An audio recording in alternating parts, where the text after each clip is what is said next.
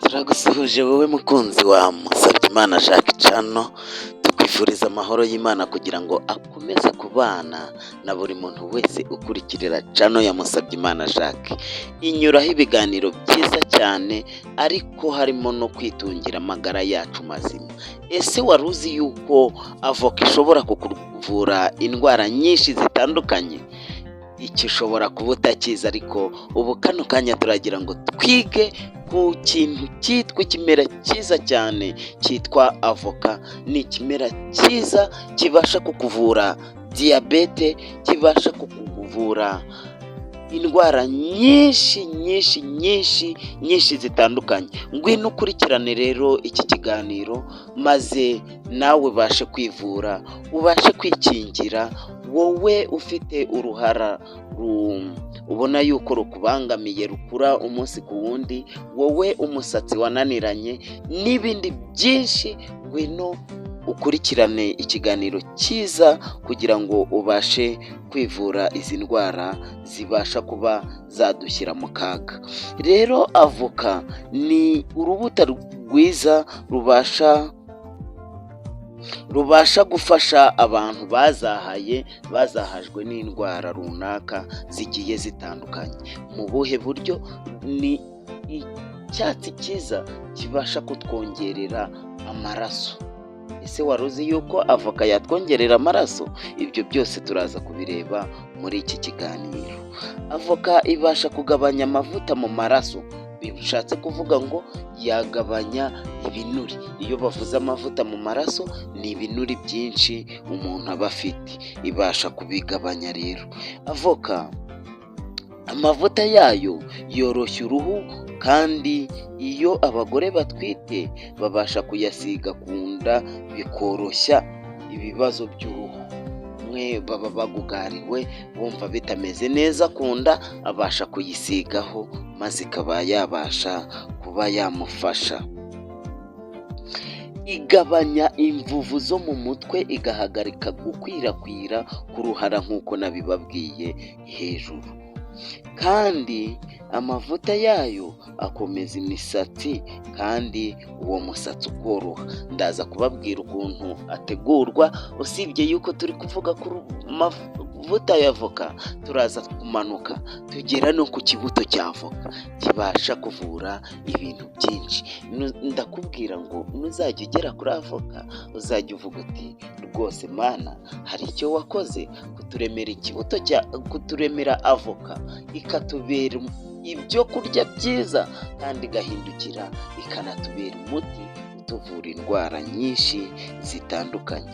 Erega byose burya bipfira mu kutagira amakuru.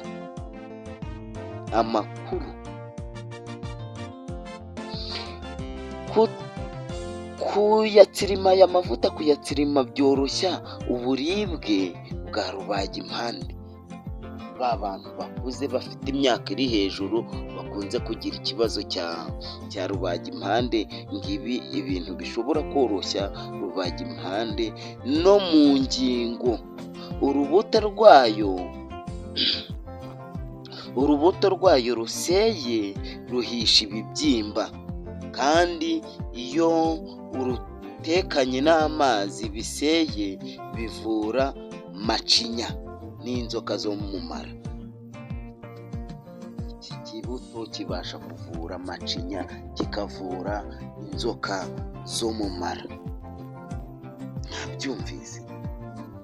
Amababi yayo abasha gutegurwa neza kandi akatugirira umumaro. Iyi avoka turi kuvuga ibasha kurinda ibibyimba byo mu nda. Iyi avoka turi kuvuga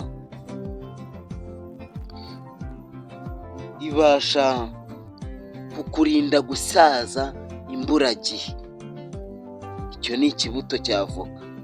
Iki kibuto cya avoka gishobora kongera ubudahangarwa bw'umubiri, ari nayo mpamvu usanga barwayi ba diyabete ibasha gukira, umuvuduko w'amaraso bikaba byakira, kubw'uko wakoresheje kino kibuto cya avoka, bikongerera ubudahangarwa bw'umubiri, bituma izi ndwara zibasha kugenda zikira gake gake. Iyo tuvuze yuko zibasha gukira, ntabwo tukubwiye ngo bikoresha umunsi umwe, bikoresha iminsi ibiri, bikoreshe kenshi gashoboka, kuko ubuhamya burahari bw'abantu bagiye bakira. Iki kibuto cya avoka ni ingenzi cyane ku ndwara z'umutima, kibasha kugukiza indwara z'umutima zigiye zitandukanye, kibasha kugufasha mu kwikingira ibibyimba byo mu nda. Mwa babyeyi mwe, mwa bangavu mwe, ibibyimba byo mu nda kugira ngo bitakwataka, koresha kino kibuto cyane cya avoka. Umunaniro ukabije, wa mubyeyi we, niba ufite umunaniro ukabije cyangwa umugabo wawe aratashye afite umunaniro ukabije, mutegurira kino kibuto cya avoka, kibasha kumufasha. Ndaza kubabwira uko gitegura ku musozo wiyifiteho. Kibasha kukuvura constipation, ndetse kibasha no kukuvura angine n'izindi ndwara nyinshi.